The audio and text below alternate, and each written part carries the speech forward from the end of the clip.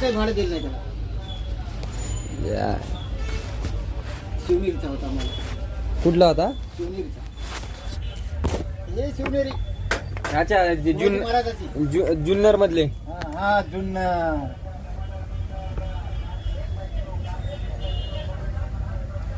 त्यानं काय बघला की काय नाही की बघा देवाला. त्याला काय कळलं असन? माणुसकी बघला. एक तर पैसा नाही आणि या माणसाला काय म्हणून घर देऊ असं वाटलं नाही त्याला. काही नाही, तुमचा झटका झाला ना. काहीच नसून तुम्ही हे केलं. काहीच नव्हतं, काहीच. किती म्हणजे डेअरिंग केली म्हणायचं तुम्ही. कधी आले तुम्ही गाव सोडून? आता बघ लॉकडाऊनच्या आधी. म्हणजे लॉकडाऊनच्या अगोदर म्हणजे 2020 मध्ये आले म्हणायचं तुम्ही इथं. 20 मध्ये तुम्ही प्रॉपर्टी कितीची केली?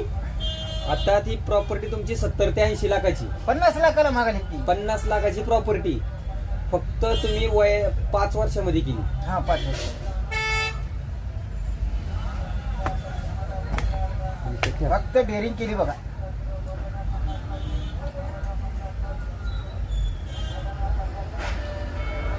सौदा तर केला तुम्हाला सांगतो. सौदा करून सौदा केला. ते दोघं भाऊ आणि आम्ही दोघं जण, आमच्या शेजारचं ना आम्ही दोघं चौघच आम्ही कंपनी जाऊन सौदा केला. तो पण कामाला होता तिथंच? नाही नाही, तिकडून गावाकडून बोलून घेतलं त्याला. आणि त्या बंगल्यातच राहायला होते का तुम्ही? हा त्याच बंगल्यात होता मी.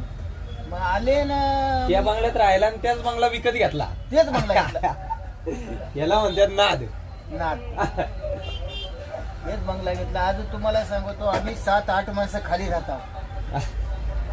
आणि नांदेडचे ते पण तुम्ही लांबचे. नाद करायचा नाही म्हणतात. नाद करायचा नाही. बगर पैशाचं घर घेणं म्हणजे. नाही, तुमची डेअरिंग आवडली आपल्याला. मेहनत. पोरं काय म्हणले? हा.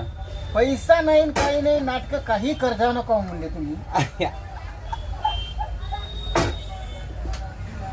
बरं मी म्हणलं काय होईल ते होईल. हा. तुमच्या जी चिकाटीपणा होती ते महत्वाचं आहे.